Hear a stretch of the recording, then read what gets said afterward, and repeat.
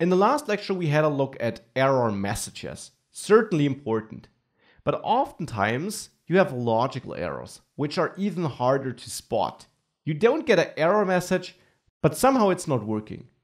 Let's say in the name changed handler, when we find the index of a person we want to update.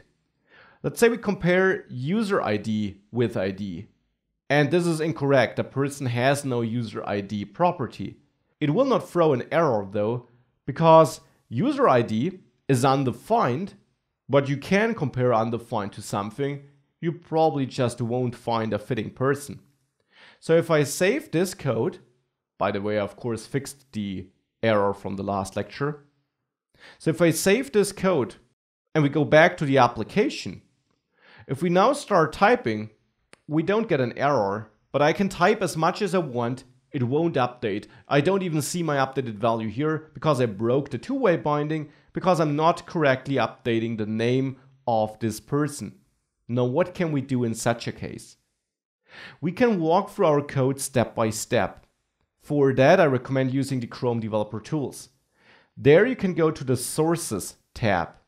In the Sources tab, you will find your code structure shown under localhost. There you will find a source folder and you actually find your code here. Now, this is possible due to source maps which are generated. Basically, you could say translation files allowing the browser developer tools to go into your code as you wrote it and allow you to debug that code, even though the code which is shipped to the browser will be a different one, an optimized and bundled one. This is pretty cool because you can debug the code you wrote, even though it's not the code running in the browser. So in there, we know something's not working when I type here. And as we wrote the code, we know that the name changed handler is getting fired when we type. So let's place a breakpoint by clicking on a line number here. And let's start typing again. I typed one character and it's now pausing this. You see it's adding this I because that's the default behavior of the HTML element and we haven't executed all the other code which would overwrite it again. And now we can use the normal Chrome debugger tools here to walk through our code. And here we can step into the next function call to step into this findIndex function and understand what's happening there.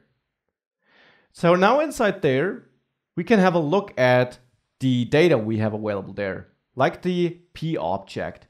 Now we see this is for Max. This is the object that's currently looking at with findIndex. And we have an ID of ASFA1. We also see that this expression here is undefined though. And we compare this to an ID of ASFA1. So whilst this should match this person, which has this ID, since we access user ID, we can see it's undefined.